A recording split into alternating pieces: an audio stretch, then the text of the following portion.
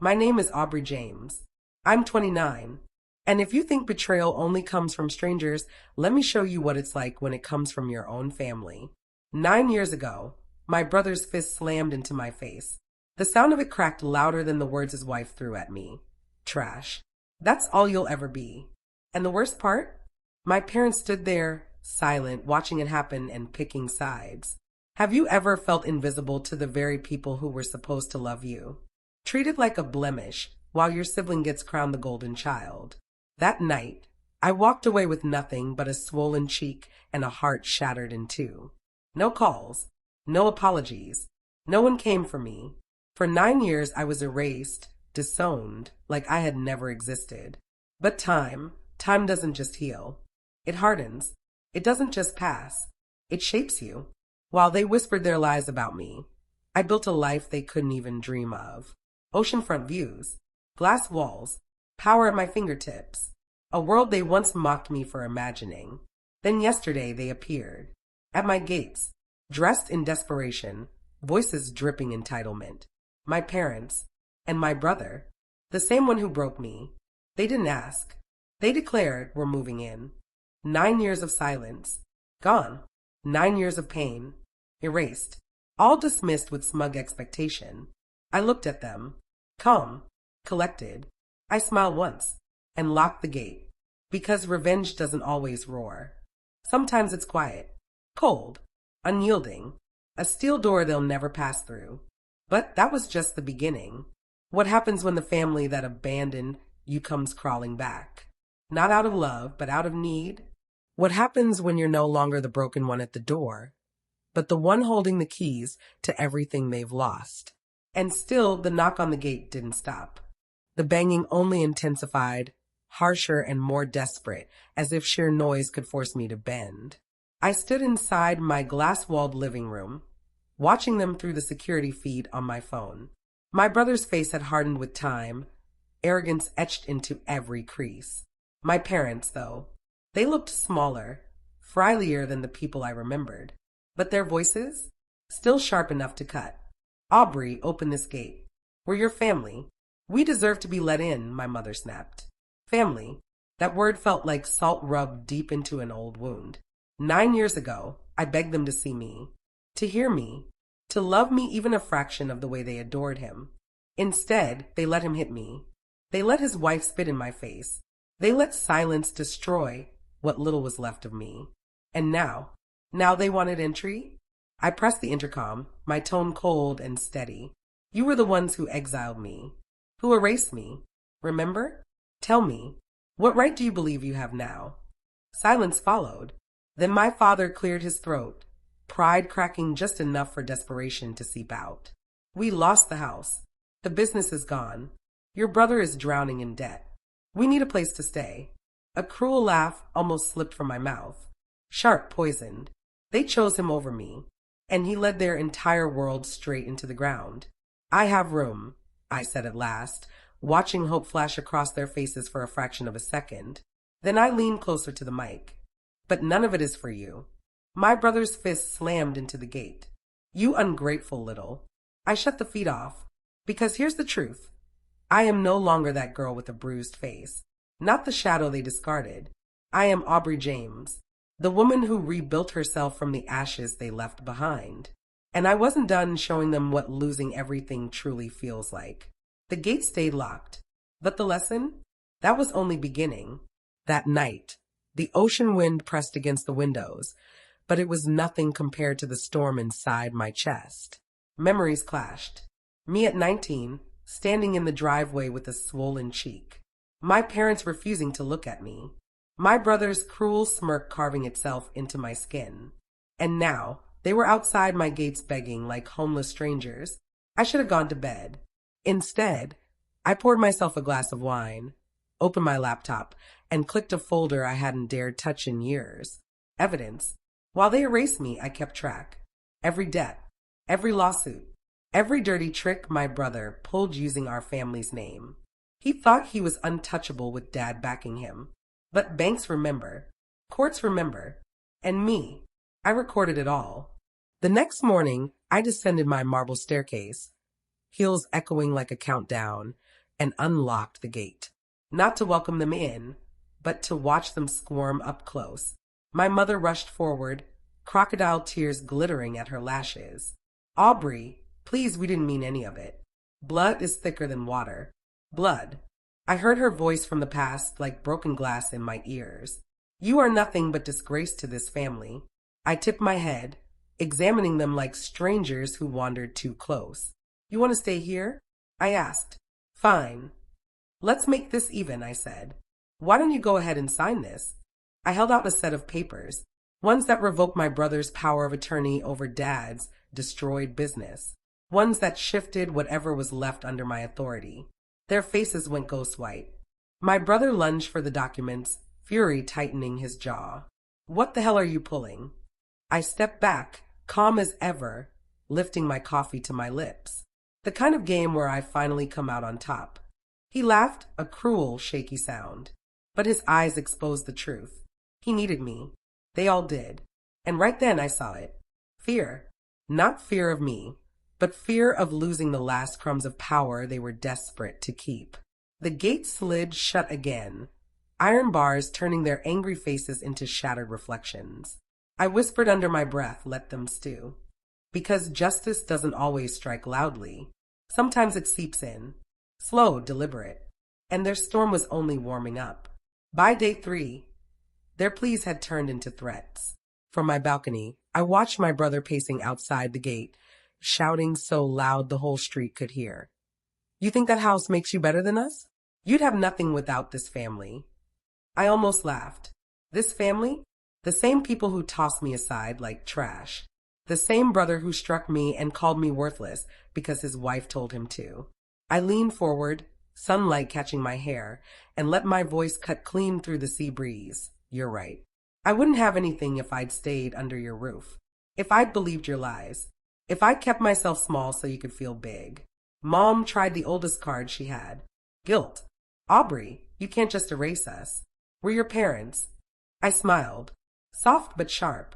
And yet you erased me first. They had no idea about the calls I'd been making. The quiet plans. The invitations sent to certain influential friends who would be very interested in discovering the truth. That night, I hosted a private dinner at my estate. Investors, bankers, a few high society regulars who once worshipped my parents. Crystal, candlelight, refined laughter echoing off marble walls. And right on cue, a projection lit up the stone behind me, the James family legacy. Only it wasn't the fairy tale they expected.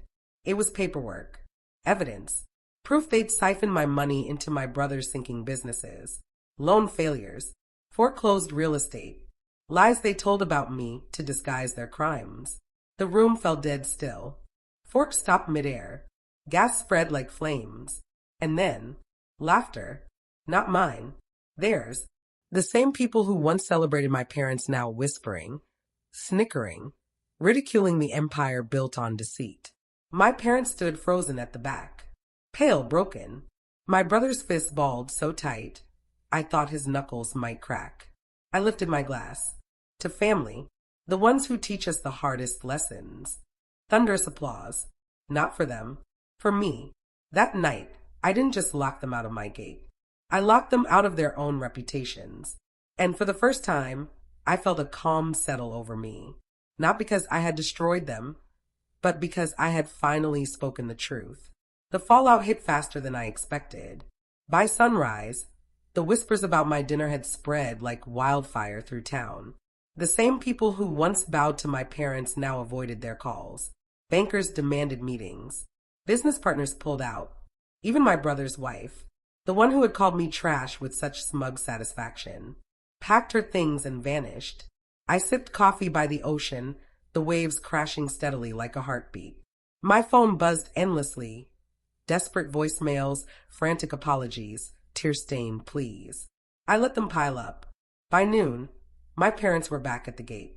This time, there was no arrogance, only collapse. My father, once a man who commanded every room he entered, leaned heavily on the fence as if it were the only thing keeping him upright. My mother's makeup had streaked down her face, her voice trembling. Aubrey, we have nowhere else to go. Please just let us in. For a moment, I almost felt it. The old tug of guilt, the instinct to save them. But then the memory of the scar on my cheek, the fists, the humiliation, the years I spent alone, stopped me. I shook my head slowly. You made your choice when you chose him over me. You all did. My brother erupted, hammering the gate. You think you've won? You'll regret this. Even his threats sounded empty. The truth was he had nothing left. His business is in ruins, his wife gone, his parents without funds to bail him out. I walked down the steps, my heels sharp against the stone, until I stood mere inches from the gate. I could smell their desperation. You spent 9 years treating me like a burden, I said quietly. Now look at you clawing for scraps at my door. My mother fell to her knees. Please, Aubrey, just one chance. I let the silence stretch, the ocean roaring behind me. Then I leaned in, voice sharp as glass. One chance. That's all I ever asked for. And with that, I turned away. The lock clicked behind me like a gavel. Revenge doesn't always roar. Sometimes it whispers. The next move came sooner than I expected. 3 days later, while I was away at a charity gala, an alert flashed on my phone. Motion sensors, gate breach. My pulse didn't spike. I had been expecting this. When I pulled up the live feed, there they were. My brother, red-faced and frantic, hauling bags through the gate, my parents shuffling behind him like shadows. They thought they could move in, claim my home as if it were still theirs. I didn't rush back. I let them unpack. I let them believe, for a few hours, that they had won. By morning, I returned to my front door with the police at my side. My brother appeared first, bleary-eyed, draped in one of my silk robes like some kind of crown. He froze. What the hell are they doing here? The officer answered, You're trespassing, sir. This property is legally owned by Miss Aubrey James. My parents stumbled from the kitchen, clutching mugs of my coffee, faces drained of color. Aubrey, wait. But I didn't wait. I pointed to the documents the officers carried. Proof of ownership, security footage of the break-in, restraining orders I had filed weeks ago. This isn't your home, I said coldly. It never was. My mother's cup slipped from her hands, shattering against the marble. My father's shoulders slumped, drooping like a puppet with its strings cut, while my brother, furious and trapped, lunged toward me. The officer's hand shot to his holster in an instant. Step back, sir. He froze, chest heaving, eyes blazing with hatred. But his hands were empty. The officers guided them out, dumping their bags onto the driveway. Neighbors peeked from windows, phones raised, capturing every humiliating moment. By the time the gates clanged shut again, the world had seen it all. The family that once called me worthless had nowhere left to stand. I poured myself a glass of wine. Finally, the house was quiet. Not a celebration, not a gloat. Just a deep, freeing release. Because revenge isn't about making them bleed. It's about forcing them to see. And see they did. The silence after their eviction didn't last long. By week's end, the tabloids had the story. Local millionaire reject's family, parents, and brother cast out. But I wasn't painted as the villain. No, the truth came through. Bank foreclosures, unpaid debts, the trail of destruction my brother left behind. Calls flooded in. Reporters, former business partners, even the so-called friends who once mocked me as the family embarrassment. Now they wanted my version, and I gave it. Calm, measured, undeniable. Within days, my brother's empire crumbled completely. Investors fled. His accounts froze. He became nothing more than smoke and memory. My parents scrambled to hold onto old allies, but doors slammed in their faces. Their reputation, once polished gold, turned to dust. Whispers followed them at every dinner party. How they betrayed their own daughter, only to end up pleading at her gate. And then came the knock. I opened the door. They were there again. No bags this time. No expectation. Just devastation. My brother's eyes were red-rimmed, his words breaking apart. Aubrey, please. I can't do this anymore. I can't keep sleeping in my car. Just help me get back on track. One loan. I swear I'll return it. My dad's voice, cracked for the first time I had ever heard, wavered. We were wrong about everything. Don't let us end like this. And my mother. The one who once hurled worthless at me like it was my name, was sobbing so violently she could barely breathe. I stood there watching them fall apart on my porch, and for a heartbeat, that abandoned 16-year-old inside me stirred. The one who begged for this exact moment, this admission, this regret. But I wasn't her anymore. I straightened, steady as the ocean roaring behind me. You all made sure I knew my place in this family. Now the world knows yours. Their expressions collapsed.